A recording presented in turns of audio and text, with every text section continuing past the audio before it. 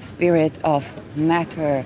Now, I have been away, and it's because I got a strike for basically quoting Supreme Court decision in Kenya. I cannot elaborate on it more because YouTube is sensitive, and I just learned like to accept that and find an alternative. So the thing is that in that other alternative, I have freedom to speak for a while.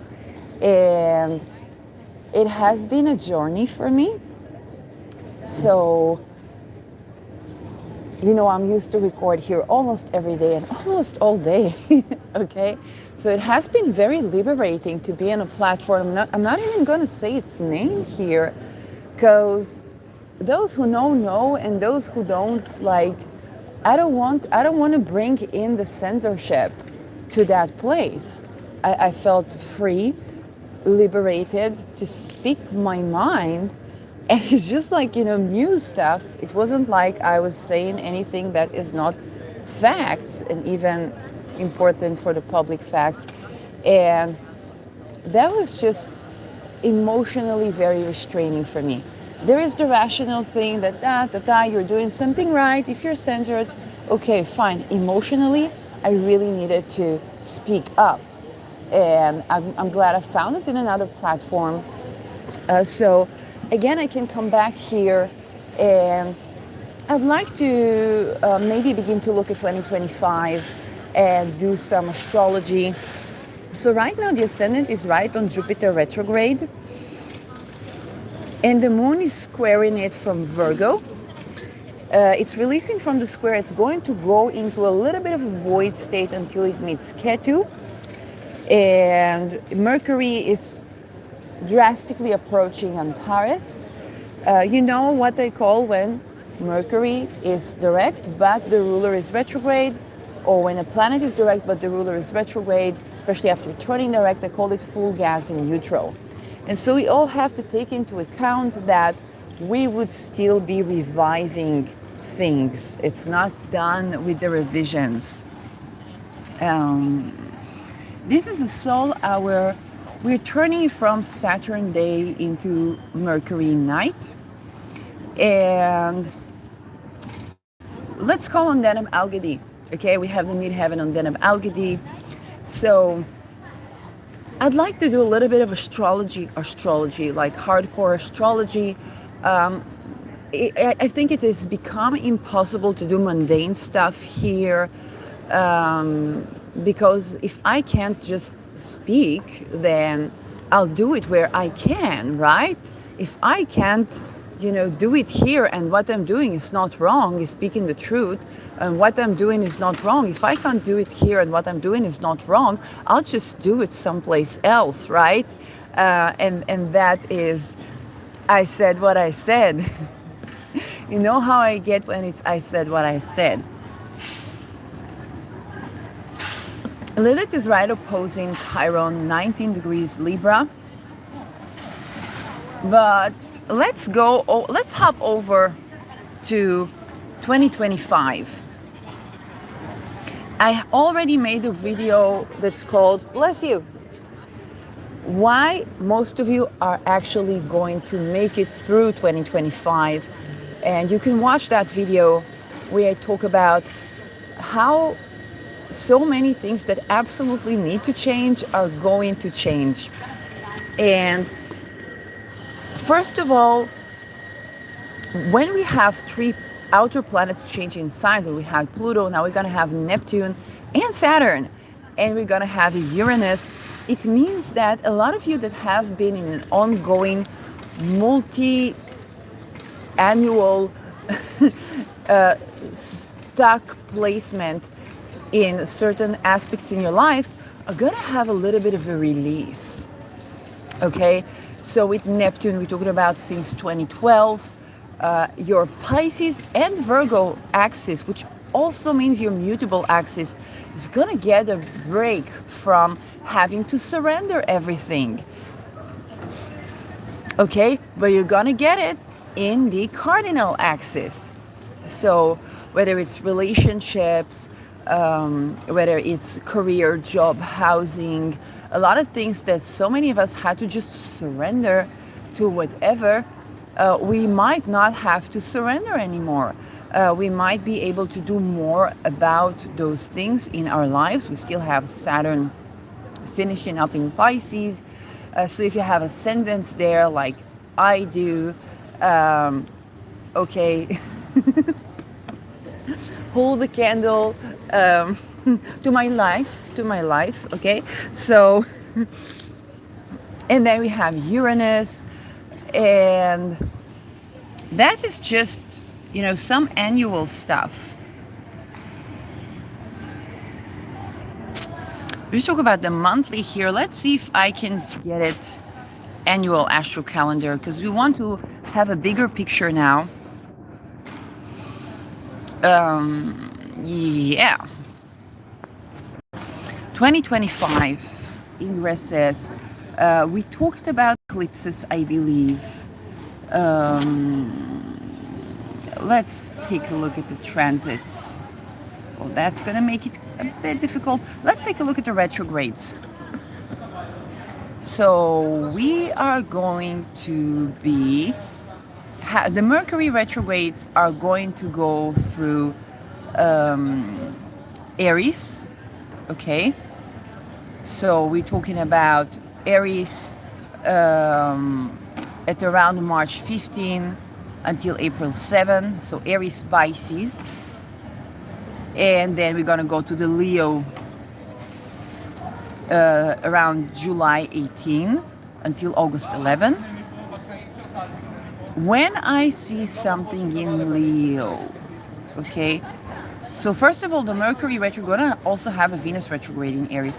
When I see something in Leo, immediately I think, Barbie, me too. Somebody divorces her, Arabian Muslim king with the meme. And what else did we have in Leo? Oh, right now Mars is in Leo, okay?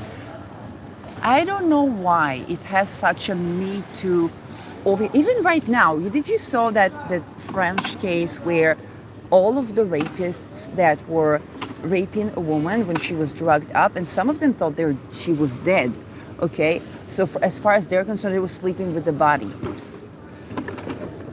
I said what I said, okay? That's their testimony. And I'm not taking their voices. So all of them found guilty. Now, when you think about, a Supreme Court that snuffs children for keeping the mole exposition, I just dabbled a little bit. Something about Leo there. It's something about Leo. Whenever something happens in Leo, we have, and I don't even know why, a revival of feminism in all its ways, shapes, and forms. Mars is not particularly feminist. Leo is not particularly feminist. We had a Venus, yes. When Rahu was there, we kind of had a Me Too. And I'm like, what is it about Leo? Because the sun, we think of it as the father, the shine, the confidence, the royalty. And I'm like, every time something is in Leo, we have some feminist revival. Completely surprising to me. I don't know why it is.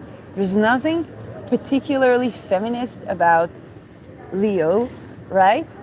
And it's royal family, it's influencers. I don't know why, but I just noticed that that's a pattern. So when I see Mercury going to be retrograde in Leo, July 18 to August 11, I'm like, we're gonna be discussing some feminist stuff. That is my prediction. And I don't know why. I just like, you have to observe the facts. And I'm like, it can't be that all these cases along all those years, we have feminism associated with Mars, which is the most, masculine blood. It rules the penis, okay? And I know that's the sex and all gender, but you know what I mean? I don't know how to explain that. Has the sun become feminist? I don't know. So that's just something that's going to happen. So this would be a time. And then we're going to be having it retrograde again in Sagittarius, so fire signs mainly, a little bit of the waters and the earth on November 9. And it's going to go through Scorpio. Okay, so Sag and Scorpio until until November 29.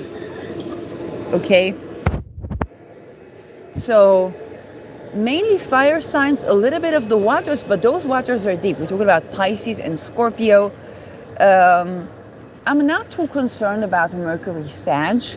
It's kind of like, hey, we need to talk about this, but there's always this vivacious, vital, optimistic way where Virgo in Leo can completely, Virgo and Leo. I said Virgo and Leo. I said, yeah, Virgo and Leo. Because Virgo, that would be in home sign, and Mercury retrograde at its home sign. You want to think about the times when Saturn was at its home sign, okay? Mercury retrograde at its home sign is a big deal. That being said, the Leo part is as well concerning. The Aries part, we are going to probably get some more information that was hidden about wars, conflicts, and other things, and rethink certain things to do with conflicts, with, Pisces rule drugs, and intelligence, and also astrology, by the way. So try not to dabble into getting striked again.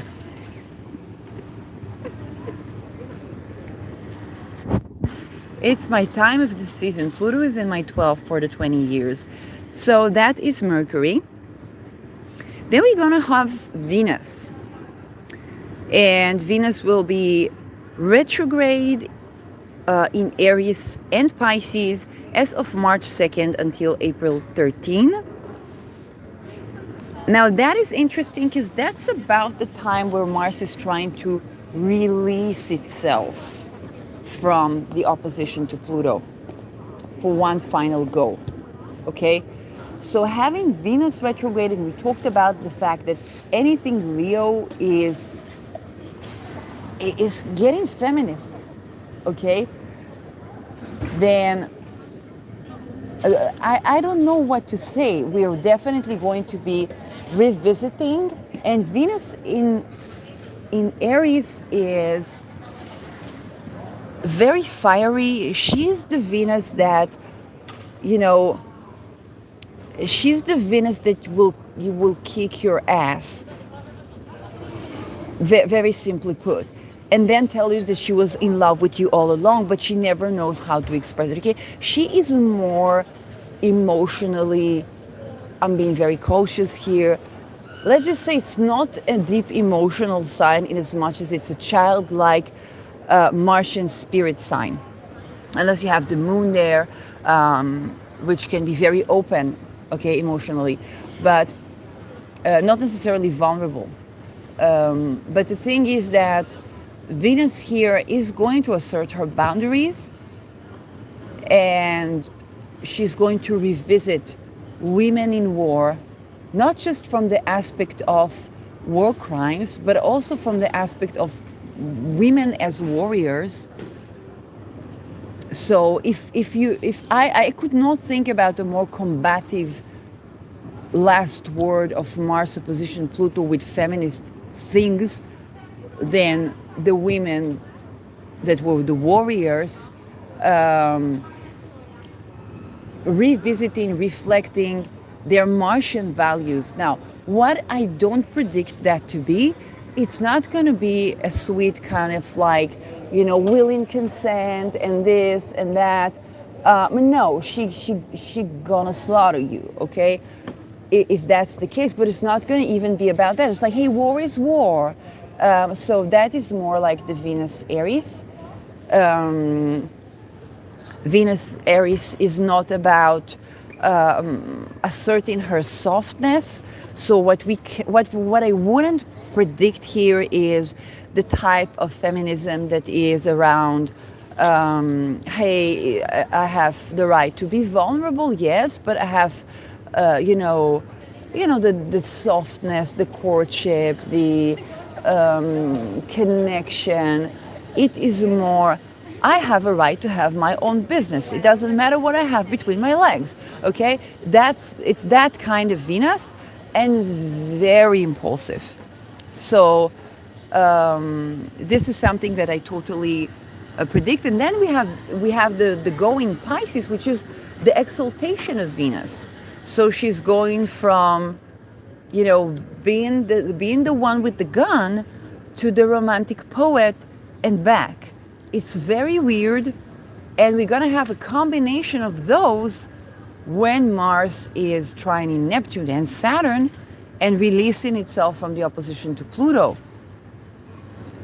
So it's going to be a very weird, women are going to look funny. I have to say it in advance, because you're going to go from invoke the second to this deeply poetical inner, cuffing season releasing into spring type of thing. And your needs are going to change drastically upon this transition. So you think about, one day you're fighting for your right to fight, and the other day you're like, why me? Why all these things happen to me? It's like, yesterday you were on the frontier. You said it's your right to be on the front yesterday. Okay, that's exactly the type of transit that I predict for the Pisces. But also when it comes to values, so the values of warriors are going to shift dramatically from, I don't know, what would be the value, like Venusian thing when you were like a warrior, war veteran. I don't know, my wife expects me to just return home and do the dishes, or I need to be both a warrior at home and a warrior at the frontier. And then you go into this poetic stage where you acknowledge like the deep psychology and the deep relation, but also kind of like the CPTSD, the dream state, the nightmares, and needing a hug. Okay, so going from, hey, I need my space, I need to sleep, I can't came back from the war, I can't just take care of the kids and stuff, to I need a hug, I need intimacy, I need closeness, and then the back and forth. So that's also going to look very weird, because like one day you're like, I need my space, leave me alone, and then you really need a hug, and it's like, why is nobody coming to hug me? Because you so asserted yourself that you don't want anybody near you, that they're pretty much stepping on eggshells right now. And that is for all genders, that there's something that I predict with this one. To the Mars. Mars will retrograde from actually January 1st in Leo until February 24. So, okay.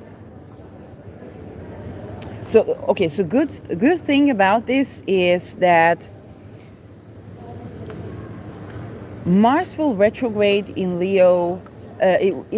So it's not from April. It's like it is already retrograde. It's just going to continue on until February 24, where it is stationed direct at 17 degrees Cancer. That is a turning point.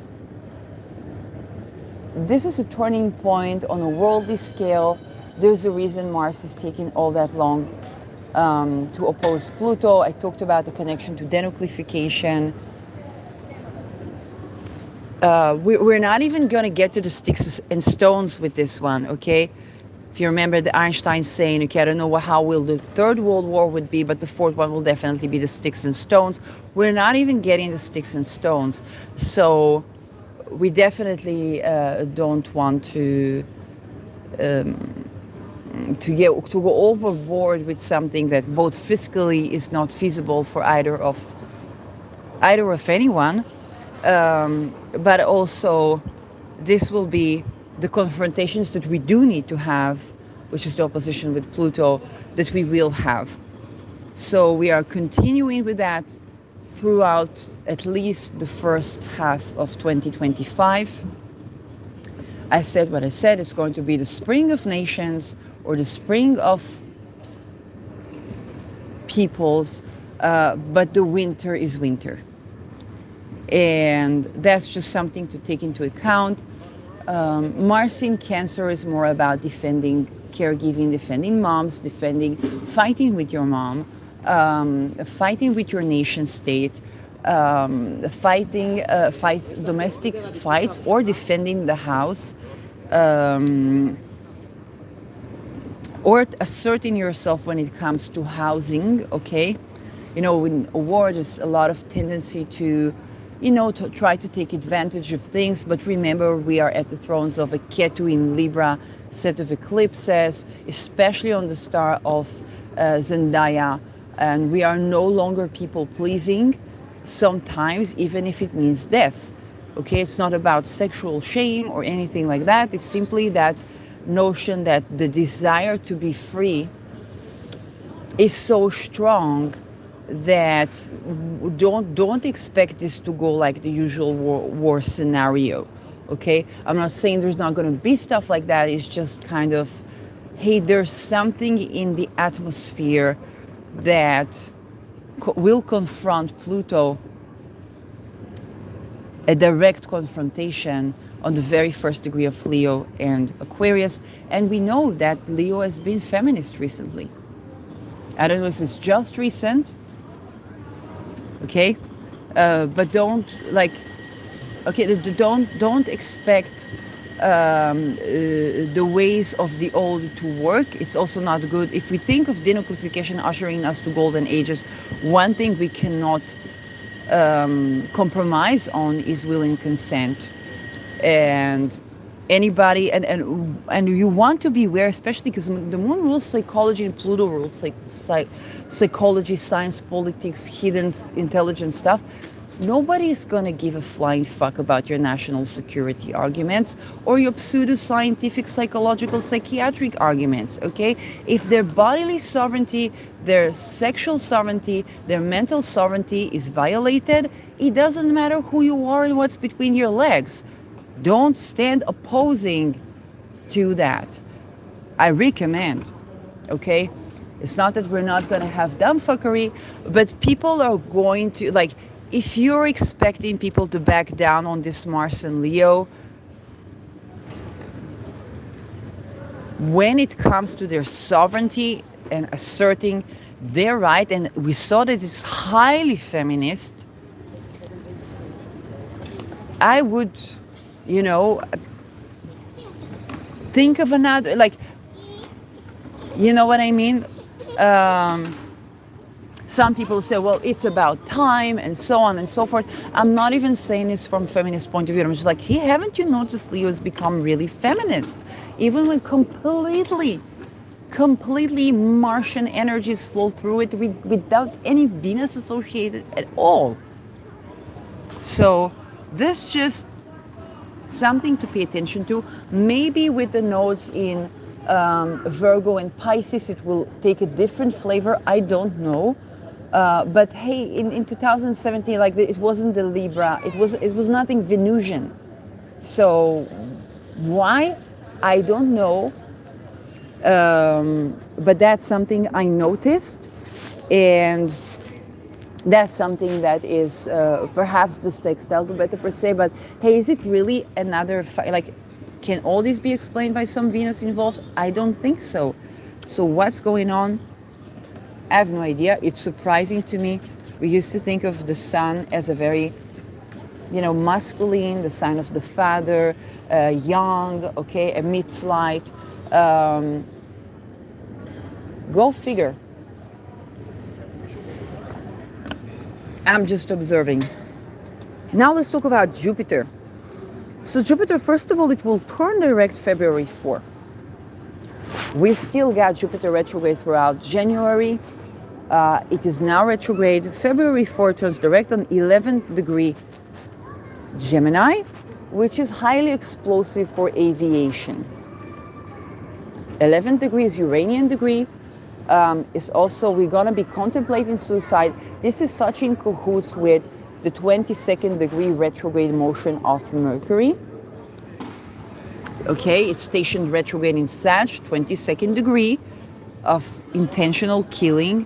And 11th degree is contemplating suicide, but it's also explosions to do particularly with aviation. And Jupiter emphasizes on that. So I'm not saying it's going to be necessarily explosive. I will need to look deeper.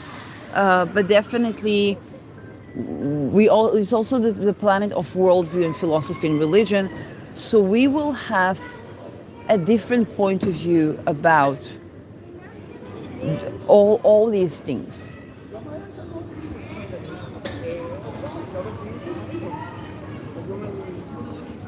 Other than that,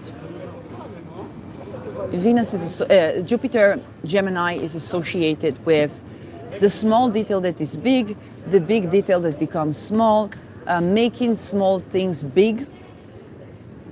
It's a great thing.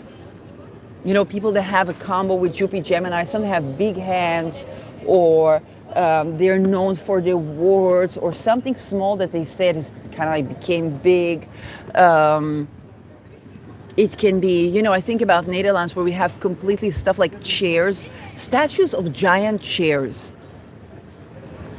Don't ask me why, but then we also have Medoordam, which is a tiny city that is a miniature of everything.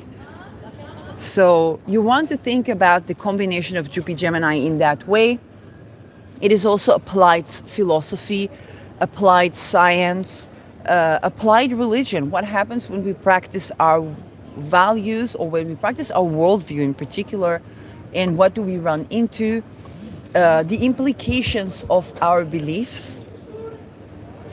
But it also is about adaptability, adapting our beliefs to a situation, adapting our religion. Okay? So there's just more to go with that. And it's going to be retrograde again November 11 in Cancer, where it is exalted. So that would be 25th degree. It turns retrograde on Procyon, which I love. We need to rest a little bit on Procyon and rethink what the fuck are we doing as humanity, because there is nukes everywhere. And Procyon is about denuclearification, but it's not just denuclearification, it is about the way to go into world peace, the way to sweeten, the way to be, if you think about being favored by royalty, but it's also about the way that we tend to what's within our tribe, our family, our own psychological state, the way we care for ours before we turn outward. And Jupiter here is exalted, turning retrograde on this degree next to Procyon is telling me we are going to have some time to think about how do our beliefs facilitate denuclearification and world peace, or, okay, provoke something that, unless very heightenedly sweetened, we won't even see the sticks and stones. So Saturn, now we go to the circle of the beginning of the outer planet. Saturn is going to go, it's going to go retrograde July 13 in Aries until November 28 in Pisces.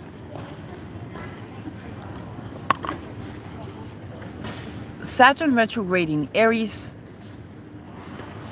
So it's going to meet Neptune again, go to Pisces, back to Pisces, and then direct November 28th, which means it doesn't leave Pisces until 2026. And let me break it down for you. There is an eclipse before it gets out of Pisces. You might have heard me saying, I love you, just in case. For that, because that eclipse takes part on my ascendant, and it's not my malefic sect. And with Neptune, well, at least it would be to a better place if that is the case. But this is,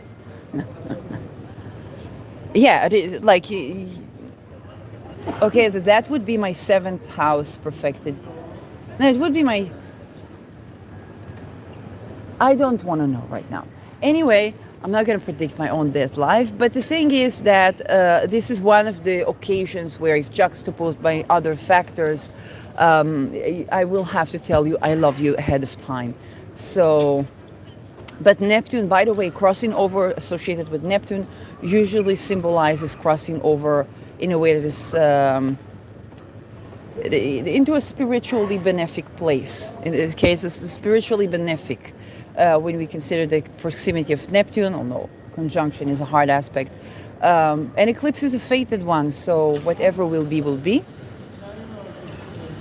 But other than that, for the world, yes, but Saturn and Neptune are going to eclipse at the end of Pisces before they go and kind of meet again in 0 degree Aries, I think. They go through that point. I don't know if they meet again together in that point, but that's a very fascinating time. Fated beginnings the fated stuff are going to ensue. So there's what we do here with Procyon, and then there is what is fated. And fated does not mean good or bad. It just means something's going to happen. And that involves the Saturn-Neptune. So that involves, and with the sextile to Uranus, that involves currency, that involves the world at large, that involves the BRICS, okay, and the countries of the BRICS. Not going to touch here on why Uranus entered the equation,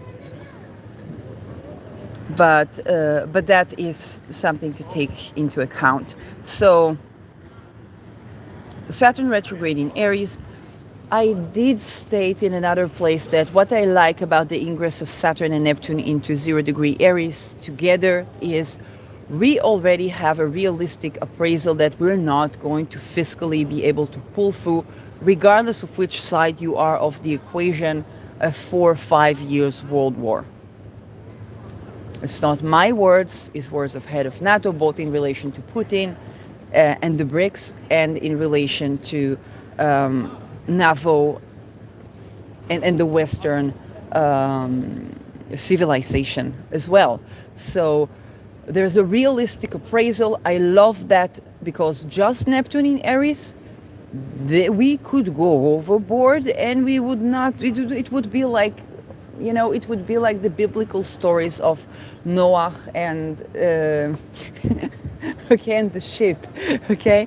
So but with Saturn, there is something people consider the breaking of a dream, but it's also like, hey, there's a reality check to how much we can spend on war, what we can hang on war, what is the duration of war, what can we, okay, what does it really mean to be in a world war?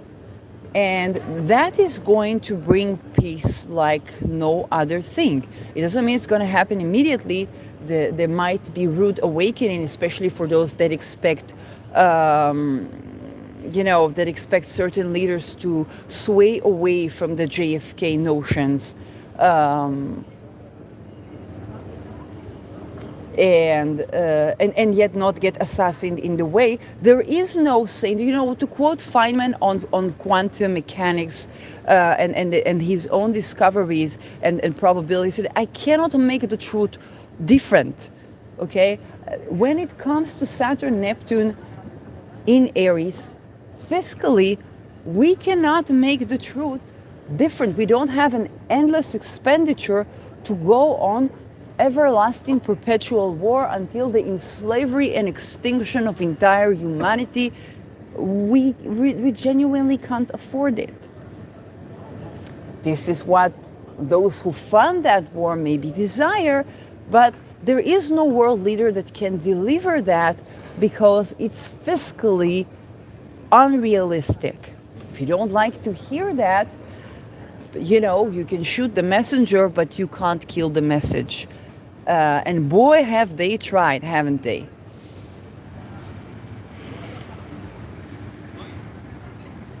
So, and that pertains to the lodges at large. You can shoot the messengers, you cannot kill the message. The truth is the truth, no matter how much your ritual sacrificed and upside down around it. So, Uranus is going to go direct January 30 in 23 degrees Taurus. It's already on that degree. So, this is the time where Uranus is doing its thing. It's going to ingress into Gemini September 6th. And between January 30 to September 6th is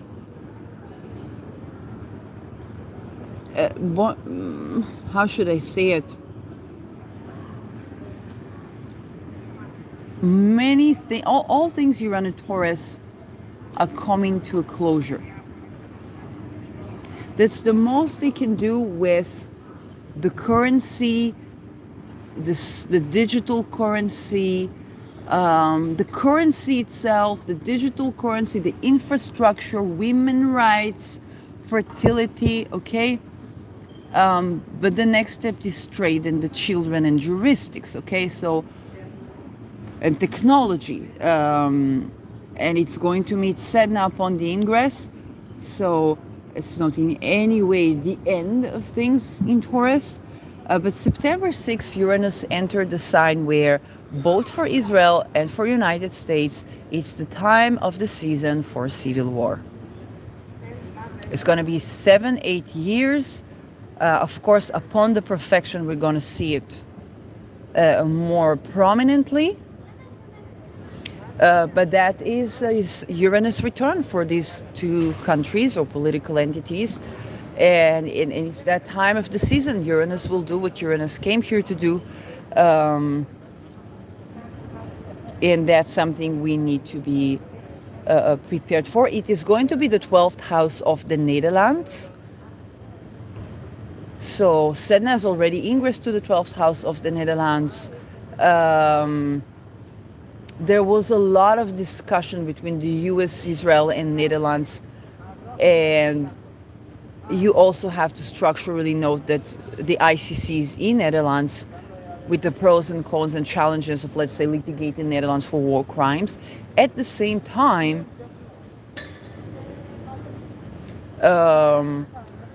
the Americans say it's Israel and Netherlands, the Netherlands say it's Israel and USA, the Israelis say it's Netherlands and USA, and nobody, and people talk about the inner betrayal as well.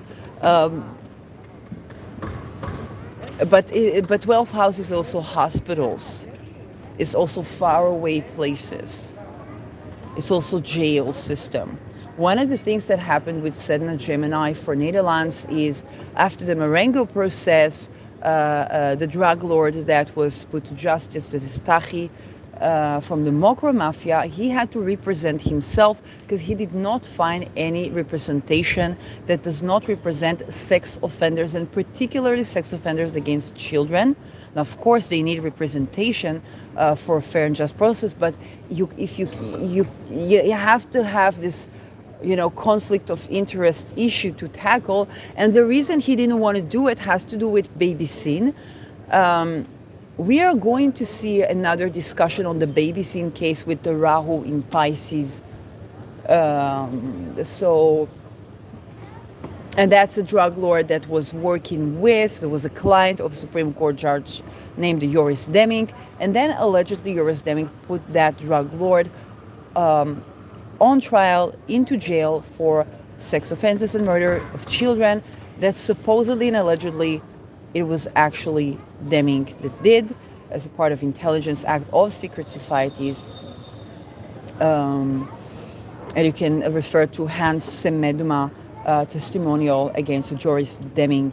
Hans Semeduma lost his nationality. Joris Deming made it impossible structurally to investigate the case. So you think about Sedna into 12th and kind of like jail system, but also the heuristics involved with jailing system and how that that case, okay, pops up and kind of exposes something that we weren't even aware of, and we haven't had such discussions since Baby Scene.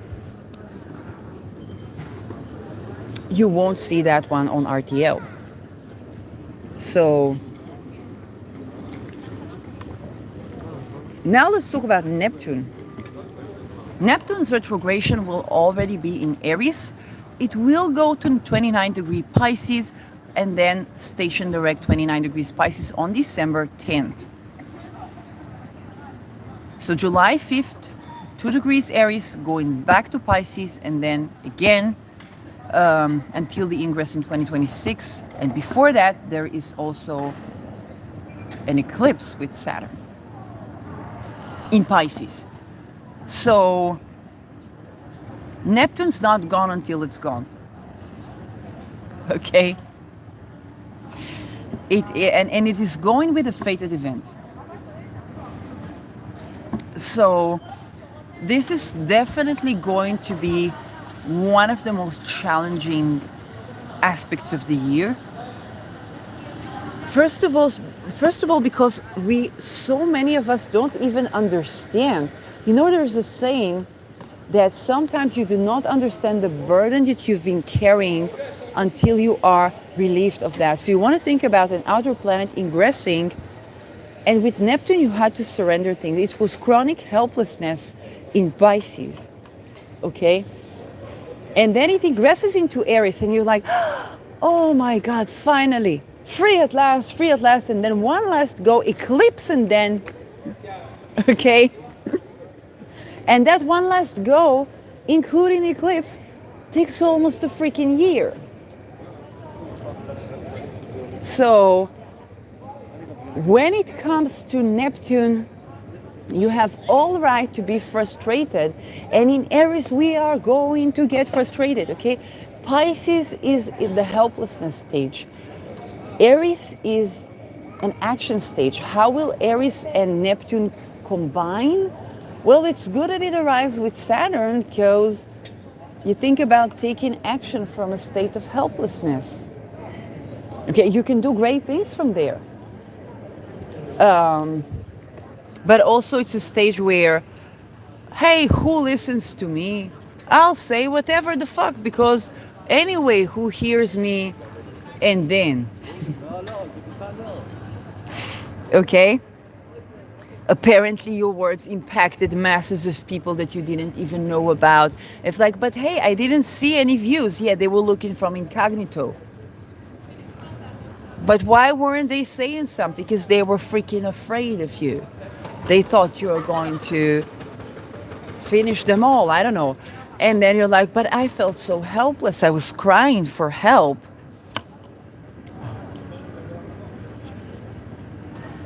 You want to think about the fact that with the Neptune Rahu, there is a spiritual war, and I already talked about what that entails. And so the Neptune ingress here is going to be powerful because people are going to feel helpless and take actions far-reaching from the state of helplessness. With Neptune, it is something to do with our sovereignty and sense of self that we would suddenly need to surrender in a way in order to retrieve. And that's not a 6-month scale. It's not a year scale. It's not a 3-year scale. Talking about 15 to 20 year scale.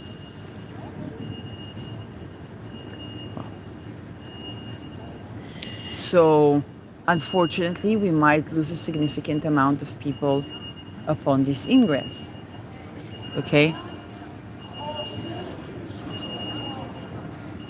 On the other hand, some senses of sovereignty will go viral. Some call for sovereignty will go viral. We already begin to hear the MK Ultra veterans of the Cold War kind of unifying with the voices from. I have to admit, except for me, I don't remember running into people who directly connected the Me Too to that. I've been an agent in making a lot of connections. It can be the case of the fatigue that you have after tending to so many things. I would not be surprised if by that time, let's say whatever will be. But I know intellectually that I have been tending to more that's humanly possible in the last couple of years, and particularly the last year or two, when I tended to expandable children. I know that intellectually. I know that unless there is some miracle, I know that usually that catches up to a person, and I have no regrets that those things needed to be tended to, and there was no one around to make these connections that I was seeing, and that I was making, that could actually contribute to paving the path to exit that type of violence for all those distinct and not so distinct, because you think you are distinct, this level of isolation, populations, and I just have to surrender it. So there's only so much you can tend to. It's more than humanly possible. I know that. And I'm not the only one, okay? Even if you didn't make as half connections as I did, you tended to things. So I understand that. And so this Neptune in Aries is going to be, it's going to take a while. It's going to be frustrating. Until you feel it is liberating, you have to tend to stuff. And it's an ingress with Saturn here that genuinely is, okay? Some of us are not going to continue with us, and I think it is intellectually rational to say that, and to conclude that. And at the same time, some of us will and be completely burdened from things that or miraculously healed. And even when you think about those that might not continue with us, they can say, I don't know what will be my fate, okay? But the times that I thought that it's goodbye in the last decade or so, and I'm not being dramatic, are more than I can ever count.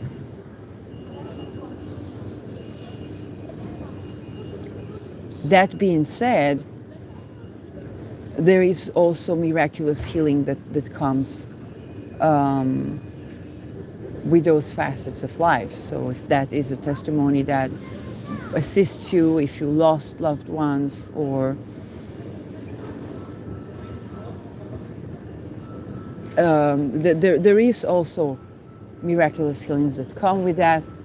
And it is true that sometimes for the crossover is another way of being relieved from a certain burden. It's not that life is a burden. Yes, we all have expiration date. And that's just, a part of life. Like, it's a fact of life.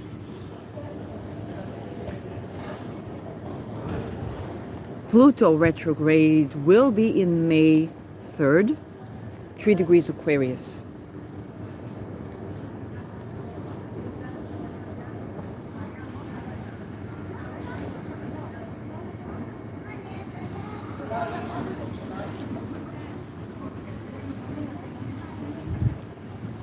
until October 14. So this is the first full retrograde in Aquarius from 3 degree to 1 degree. Okay, it's going to take 20 years in Aquarius. That means that by the time Mars is releasing from Pluto, then we have Pluto retrograde. Mars is going to continue on, but Pluto will still go over the points where Mars opposed it, and we're not done with that until 2026 as well. It's not going to be the Mars opposition Pluto, but it's definitely going to be a revisitation, exposure, both attempting to cover up, but also exposing more of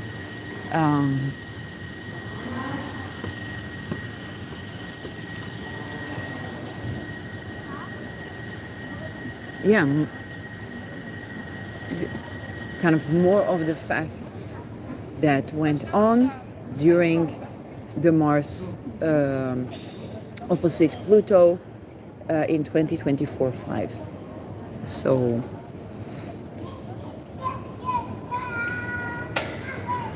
North Node ingresses to Pisces already. North Node ingresses to Pisces December 31.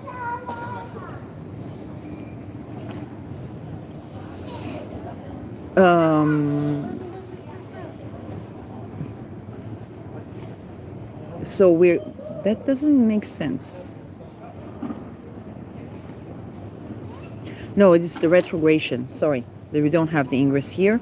It's the retrogression. Of course, it's retrograde all the time, so it's retrograde all the year. Black Moon Lilith is going to go direct on January 1 in Libra, 20 degrees Libra. So, and she's going to stay direct throughout the whole year. We're not done with the Lilith in Libra, okay? And Lilith in Libra, we saw the French case, okay, being completely upturned from anything we known before. And in France, which was one of the countries that in the Western world, it was the most difficult to prove rape accusation, by the way. Something turned downside up, something turned upright. Whether it's washing or not, I don't know.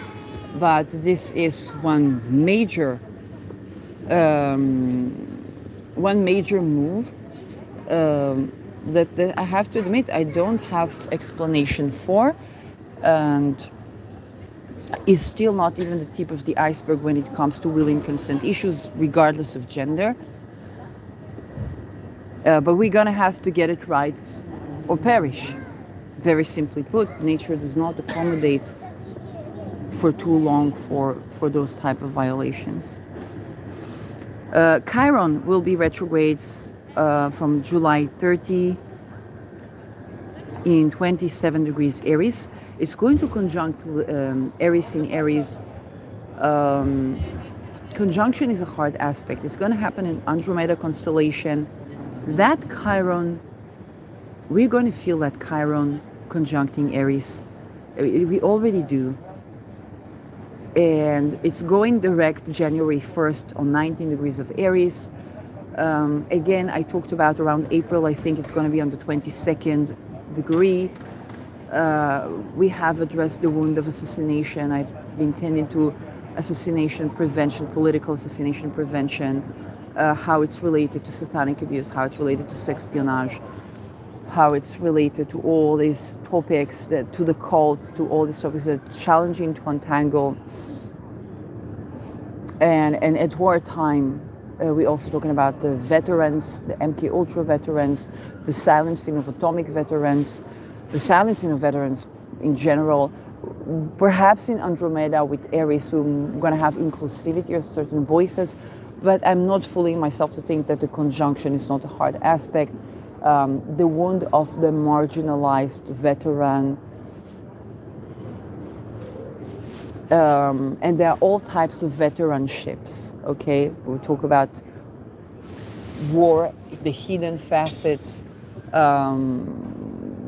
genders we didn't think about, wars we didn't know that exists, okay? We talk about spiritual war, like all kinds of things.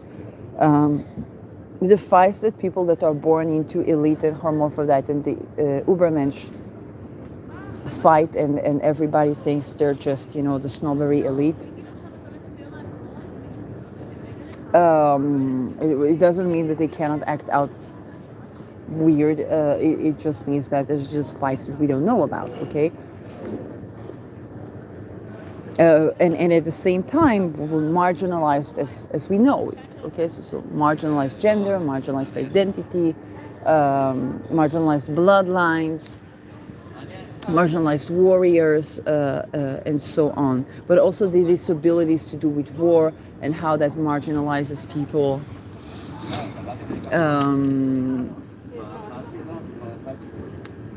With all the Leo context, it would be one of the worst times possible to insist on dividing war crimes and sex crimes, and dividing between the genders from both sides when it comes to that.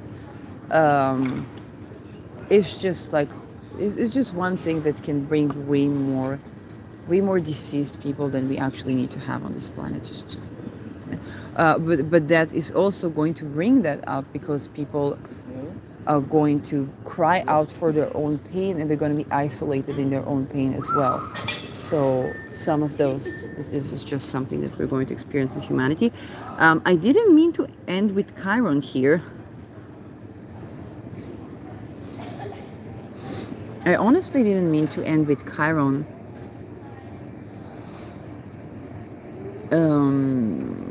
Again, I'm not going to touch on the eclipses and the lunations just yet.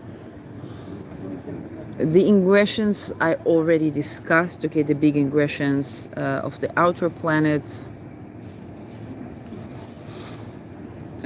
All the outer planets, okay, there's also Neptune, also Uranus. And I think this is it's a good beginning when it comes to kind of reviewing the year. A lot is changing, a lot is shifting, but again, because so much that changes needs to change, for many of us, it's going to be liberating. Uranus Ascendant can be liberating in as much as it can make betrayal go viral. I'm particularly cautious about all the Nike symbolism and the V shape that turns to an X that we see. There might be some sort of global betrayal, and it's going to be very difficult to bridge to people what happened in 7th October, because obviously, it became some sort of a joke. It's like, hey, can we open a frontier with Rhodes, like at least have a vacation or something? And but for sure, we're going to be, some more information is going to be exposed. But what you don't know that was happening was a lot of V-shape before 7th October. And what you also don't know that there was a gigantic ritual of human sacrifice around Israel, of Israelis, before the well-beknownst response that went kind of viral. And seeing the V-shape, let's put it that way, if the entire world became more acquainted with what it's like to be Palestinian during COVID, I think that the Israeli part is something that they weren't expecting. It's not about that is worse or that is worse. It's just like they weren't expecting, okay? And I'm not too excited for that. I'm not too excited for that going global. I think anything that could be avoided from such a thing to happen on a global scale should be done. But I'm particularly cautious about seeing all these V shapes and the shoes with rowing Pisces. No, it doesn't look pretty, and the V turns to an X, and there's just so much here that's not, I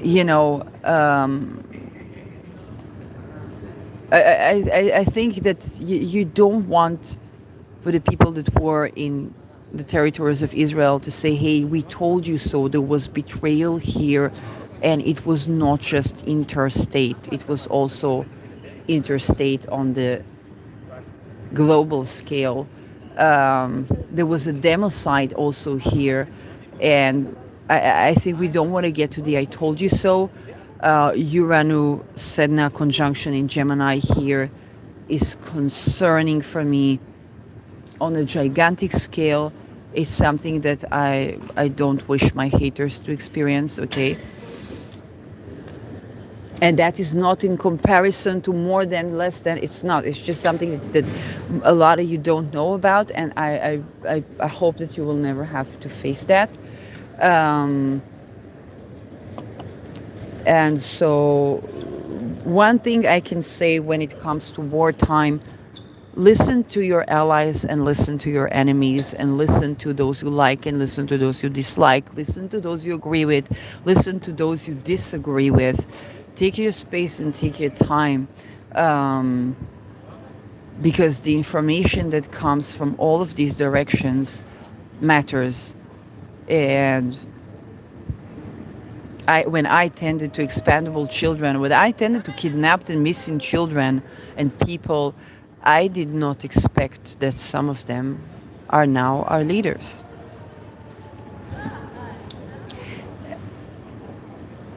When I tended to satanic ritual abuse and expendable children, I did not predict that some of them run the world right now. So nobody came to save them.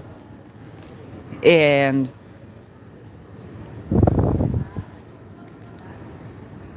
we're going to have a lot of very challenging on all levels of being, bridging to do to provide an exit from violence while we are paving the path for our own sovereignty, or to maintain or to increase our own sovereignty as well. So I'm not painting 2025 in rose-colored glasses. No, the Neptune-Saturn ingress is not just like the Pluto ingress. It's not yet another ingress. It's challenging to say the least, and it's prolonged to say the least. The Pluto has also not been easy at all. And the Uranus Sedna, let's just say, it is not a simple year. Of course, so many things need to change, but you think about the ingress with Saturn, and you think about the ingress with Sedna, and you think about the Chiron with Aries, even though it is on Andromeda.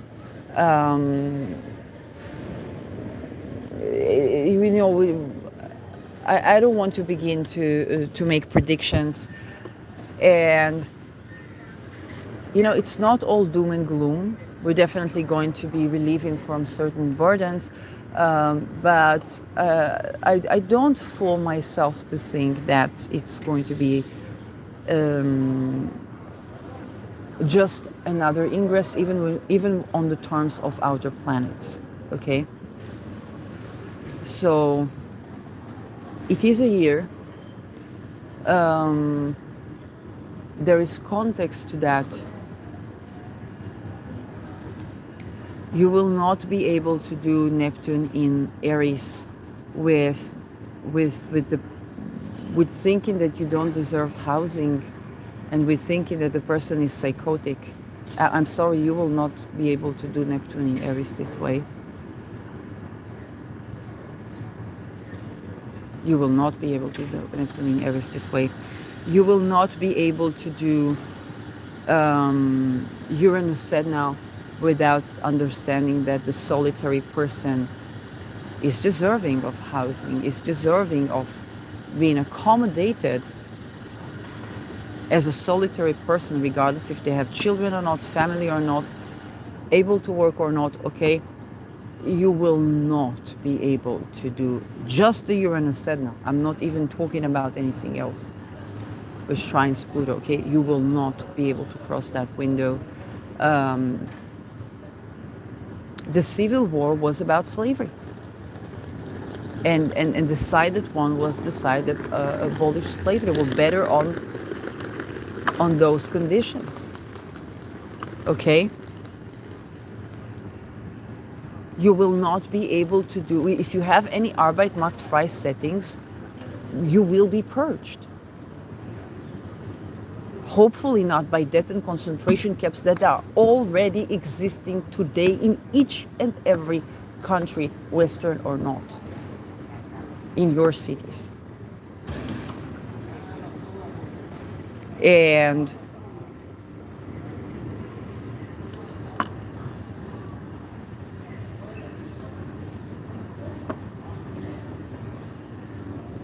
And Pluto in Aquarius will not allow you to take the back seat, okay? As the song goes, the revolution will not be televised. You will not be able to take the back seat.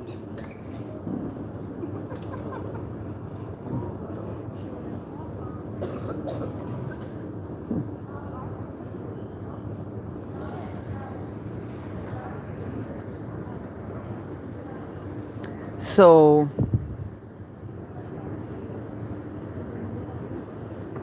it requires entire humanity to level up very significantly or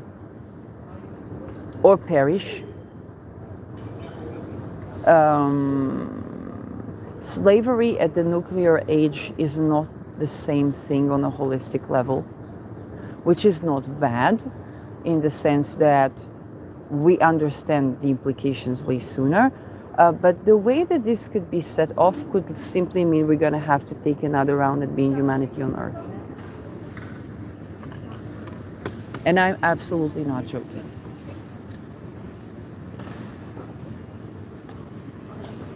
Now, for many of you that know even way more than I know, you're like, well, good riddance. But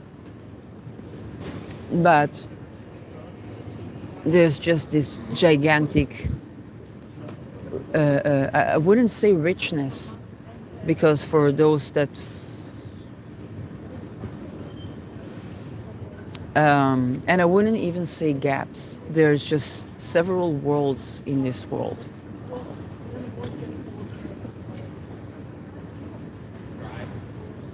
Is the best way that I find to put it.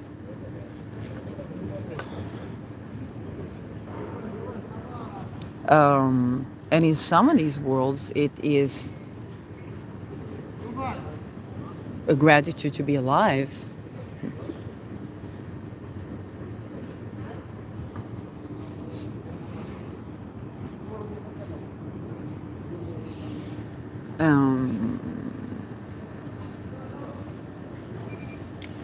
So yeah, going back to the current chart, of course the midheaven is on Saturn.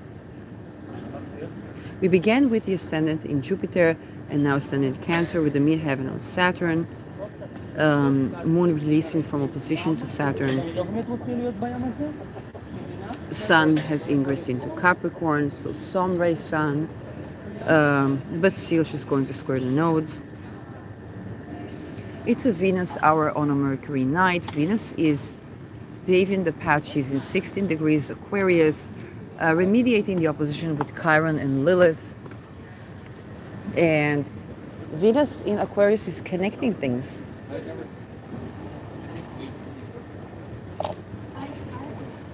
And so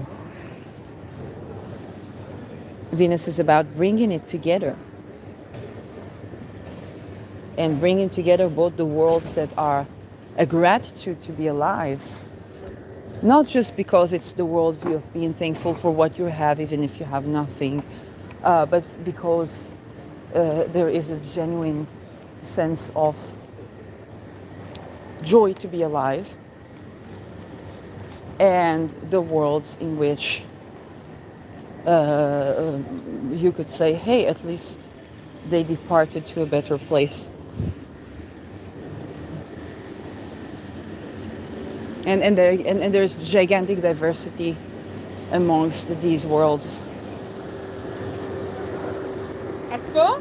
I think that on the brink of war and peace, when we hear voices that are not fearing war and reminding us that a war now would be, the Second World War would be a small scale to an all-encompassing war now.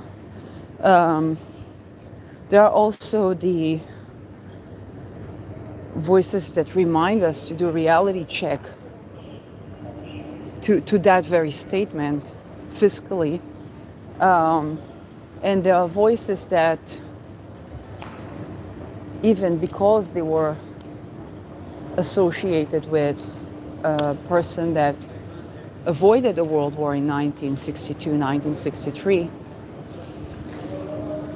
that was JFK, and the voices that were even associated with reiterating anything along that narrative,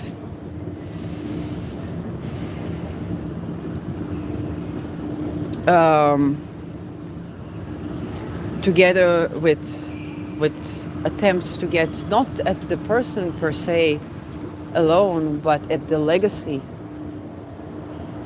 of seeing the world and seeing clearly that the best way to win a war is to avoid it altogether. And it is accommodation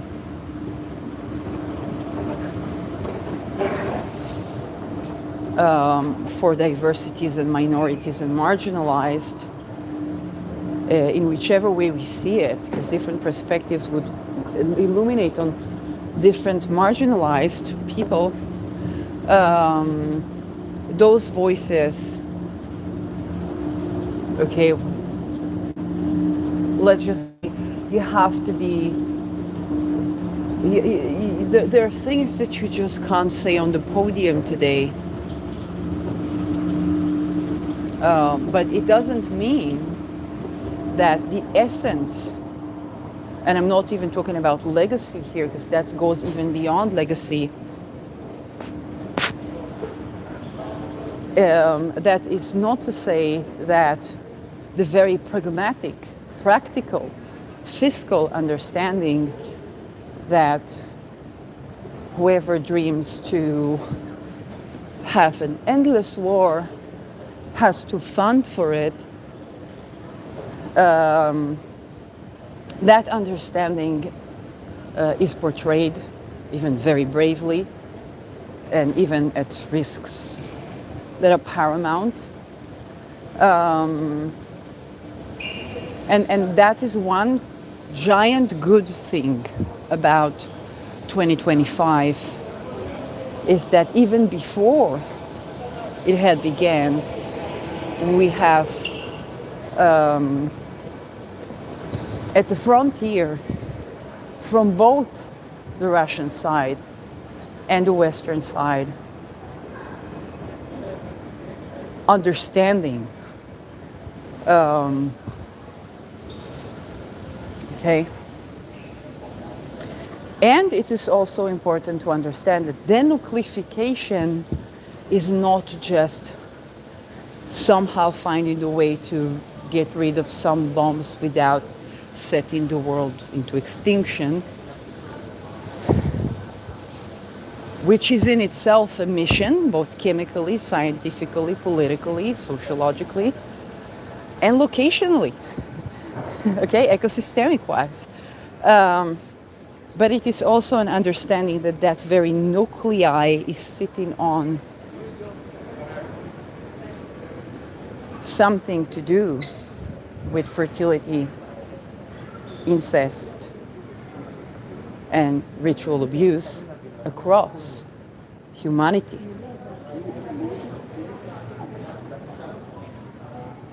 Okay, the family, the tribe, the nation, the secret societies. And for evergreen forests to be preserved, it is all that we would need to tend to successfully denucleify the earth. That's quite some tending to, even when we talk about, even if we could say the world, we want to lead to world peace, without being assassinated. Even that pragmatic notion is challenging to tackle, even if we could say everything and stay